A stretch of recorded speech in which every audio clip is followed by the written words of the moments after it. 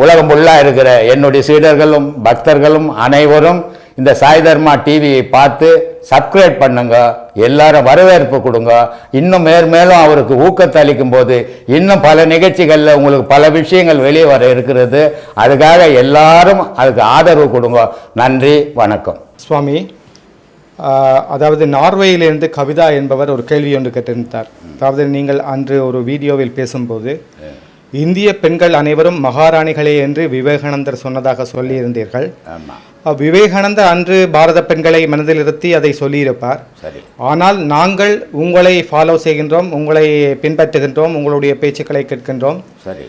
நீங்களும் அதுபோல அதாவது பிற நாட்டு பெண்கள், அதாவது மற்றவர்களை நம்ம வெளிநாட்டு வெள்ளைக்காரர்களை சொல்லவில்லை, எங்களை போன்ற சிங்கப்பூரில் உள்ள தமிழர்கள், ஈழத்தமிழர்கள் மற்றும் இலங்கை தமிழர்கள், மலேசிய தமிழர்கள், இவர்களுக்கு எல்லோருக்கும் நீங்கள் என்ன சொல்ல விரும்புகின்றீர்கள்? எல்லாரும் உலகத்தில் உள்ள என்னுடைய சீடர்களுக்கும் என்னுடைய பக்தர்களுக்கும் ஆத்மா வணக்கம். பெண்கள் என்பதே ஒரு உயர்ந்த பொருள்னு ஏற்கனவே நான் பேசியிருக்கிறேன். இது இந்திய நாட்டு பெண்கள்ன்றது இல்லை, உலகத்தில் உள்ள அத்தனை பெண்களுமே ஒரு அபூர்வமான பிறவிகள். பெண் பிறவி என்பது, பெண் பிறவின்றது ஒன்று இல்லைன்னு சொன்னால் உலகம்ன்றதே ஒன்று இருக்காது. அப்படிப்பட்ட பிறவி பெண் பிறவி. அதனால தான் இந்த இந்திய நாட்டு பூமிக்கு இடத்துக்கு மட்டுமில்லை, இந்திய நாட்டு மண்ணுக்கு மட்டுமில்லை, உலகத்தில் இருக்கிற அத்தனை பூமியினுடைய உருண்டைக்கு ஒரு சிறந்த ஒரு பேர் இருக்குது, பூமி தாயின்னுட்டு. ஏன் அந்த பூமி தாயின்னு அதுக்கு பேர் வச்சுக்குது? மற்ற கிரகங்களுக்கு ஏன் தாயின்னு பேர் வைக்கல, பூமிக்கு மட்டும் ஏன் தாயின்னு பேர் வச்சுக்குது அப்படின்னா, இந்த பூமின்ற ஒரு மண் இல்லைன்னு சொன்னால் ஒரு பொருளும் உலகத்தில் உருவாகாது. அதே மாதிரி அப்போது அவ்வளோ சிறந்தது இந்த மண் வளம் பட்ட பூமி. தாயின் பேர் வச்சுக்குது. தாயின் படைக்கப்பட பொருளுக்கு தான் தாயின் பேர். அப்போது இந்த பூமி தான் எல்லா உயிரினங்களையும் படைச்சிக்கின்னு இருக்குது. அந்த அத்தனை 84,000 கோடி உயிர்நிலையிலையும் ஆனால் இந்த பெண்ணுன்ற ஒரு பிறவி ஒரு புனித பிறவி. அந்த புனிதமான பிறவியிலிருந்து தோன்றுவன் தான் மனித உயிரினம். அந்த மனித இனத்தை இந்த உலகத்துக்கு உற்பத்தி செய்து கொடுக்குறதே அந்த பெண்ணினம். அதனால் இந்திய பெண்களா இல்லை அயல்நாட்டு பெண்களான்றது பிரச்சனையே இல்லை. இதில் ஒரே ஒரு விஷயம் என்னன்னா, ஒவ்வொரு நாட்டில் ஒவ்வொரு கலாச்சாரங்கள் இருக்குது. இந்த நாட்டுக்கு பெண்கள் இப்படி தான் இருக்கணும், இந்த நாட்டு பெண்கள் இப்படி தான் இருக்கணும் அப்படின்ற ஒரு கலாச்சாரம் இருக்குது. இல்லை நீங்கள் முஸ்லீம் பெண்களை பார்த்தீங்கன்னா எல்லாரும் அந்த முஸ்கா போட்டிருப்பாங்க, மூடிக்கின்னு இருப்பாங்க. வெளி உலகத்துக்கு வரும்போது அவங்க யார் போகிறாங்க யார் வராங்கன்னு தெரியாது. அதே நேரத்தில் ஆங்கில பெண்களை பார்த்திங்கன்னா அந்த ஸ்கர்ட்டுன்னிட்டு முட்டி வரைக்கும் ஒரு கவுன் மாதிரி போட்டுன்னு இருப்பாங்க. ஆனால் பெண்கள் இந்திய பெண்களை பார்த்திங்கன்னா புடவை கட்டி இருப்பாங்க. இது ஏன் இப்படி இத்தனை கலாச்சாரங்கள் இருக்குது? அந்த கலாச்சாரத்துக்கு ஏற்ற மாதிரி அந்த மக்களுடைய வாழ்க்கை நடைமுறை இருக்குது. இதில் இந்திய நாட்டு பெண்கள் தான் உயர்ந்தவங்க, இல்லை மற்ற நாட்டு பெண்கள் தாழ்ந்தவங்க அப்படிலாம் ஒன்றுமே கிடையாது. உலகத்தில் பெண் பிறவின்றது ஒரு புனித பிறவி, தெய்வ பிறவி. அது அந்த தெய்வ பிறவி ஒன்று இல்லைன்னு சொன்னால் இந்த உலகத்தில் உயிரினம்ன்றதே ஒன்று இல்லாமல் போயிடும். அது ஆடு மாடு எல்லா விதத்துலேயும் பெண்கள் மட்டுமே இல்லை, மரம் செடி கொடி மற்ற மிருக இனங்களில் கூட பெண்ணினம்னு ஒன்று இல்லைன்னு சொன்னால் உலகம்னே ஒன்று இருக்காது. அப்போது ஆணும் பெண்ணும் சேர்ந்தது இந்த உலகம். அதில் இந்த எல்லா நாட்டு பெண்களுமே உயர்ந்தவங்க தான், அதில் யாரும் தாழ்ந்தவங்களே கிடையாது. அந்த மன வேற்றுமையே தேவையில்லை. நான் சொன்னது பெண்களை பற்றி தான் சொன்னேனே தவிர விவேகானந்தர் சொன்னார் இந்திய பெண்கள் மட்டும் அப்படின்றதெல்லாம் இல்லை. உலக பெண்களே அத்தனை பேரும் உயர்ந்தவன். நான் சொன்ன பெண் பிறவின்றதே ஒரு உயர்ந்த பிறவின்னு சொல்லியிருக்கிறேன். அந்த மாதிரியான பிறவி இருக்கிற நீங்கள் எதுக்குமே அஞ்ச தேவையில்லை. நீங்கள் தெய்வத்துக்கு சமமான பெண்கள் நீங்கள். அதனால் எல்லாருக்கும் அந்த புகழ் உண்டு, எல்லா நாட்டு பெண்களுக்கும் அந்த புகழ் உண்டு. ஒரு நாட்டு பெண்கள் இல்லை, பெண்கள்ன்றது ஒரு இன்றில்னா ஒரு நாடுன்றதே ஒன்று இருக்காது. அதனால் பெண்கள் உயர்ந்தவங்க, அதில் யாருக்கும் எந்த சந்தேகமும் தேவையில்லை. எல்லா பெண்களும் புனிதமானவங்களே. அந்த புனிதம் இருக்கிறதால தான் பிள்ளைகளை பெற்று இந்த உலகத்துக்கு உற்பத்தின்னு ஒன்று நடந்துக்கின்னு இருக்குது.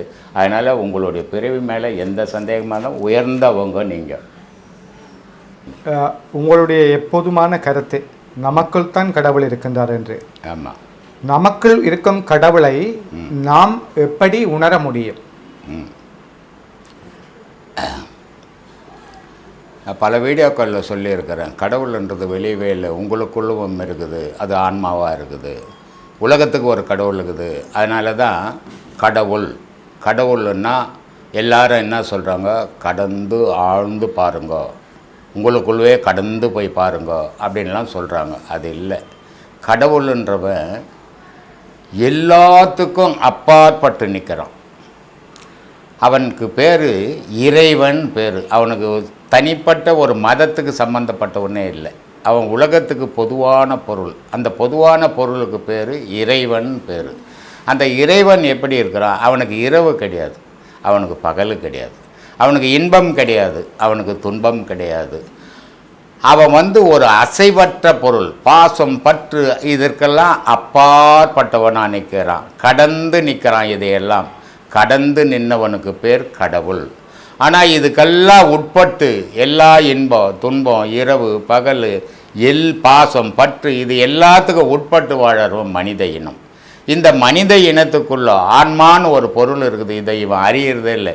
இவன் மனிதன் என்ன பண்ணுறான், இந்த உடலே சிறந்தது, இந்த உடலே பெரிய விஷயம், உடலே எல்லாம் செய்யுதுன்னு நினச்சின்னு இருக்கிறான். ஆனால் அது உன்னுடைய உண்மை அறியாத பேசுகிற விஷயம். இந்த ஆன்மான்னு ஒரு பொருள் இல்லைன்னா இவனுக்கு மூச்சின்னு ஒரு பொருள் கிடையாது. இந்த ஆன்மான்னு ஒரு பொருள்னா ஜீவன்ற விந்து கிடையாது. அப்போது இவன் உடலுக்குள்ளே இருந்து இயக்கிறது இந்த ஆன்மா தான். இந்த ஆன்மா எப்படி இருக்குதுன்னா அது ஒரு பேரொலியாக உன்னுடைய தலையில் பிரணவமேட்டில் இருக்குது. அங்கே இருந்து கரண்ட்டு மாதிரி எல்லாத்துக்கும் தொடர்பு லிங்க்கு கிடைக்குது. அது ஏங்குது. அது ஏங்கத்தால் உன் உடல் ஏங்குது. உன் உடல் ஏங்கத்தால் செயல் நடக்குது.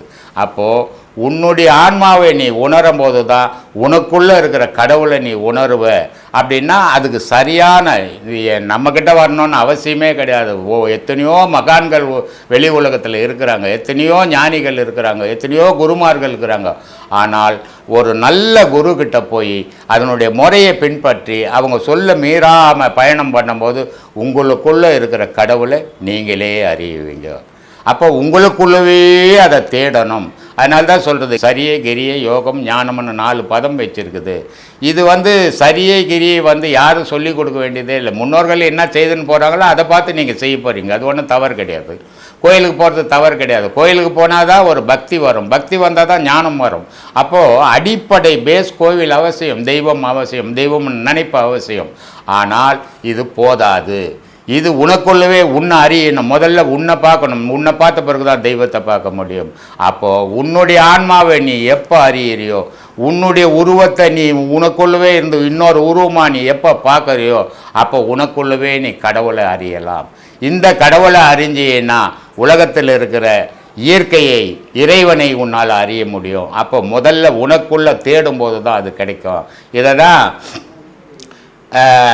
ரொம்ப அழகாக இவர் சொல்கிறார்.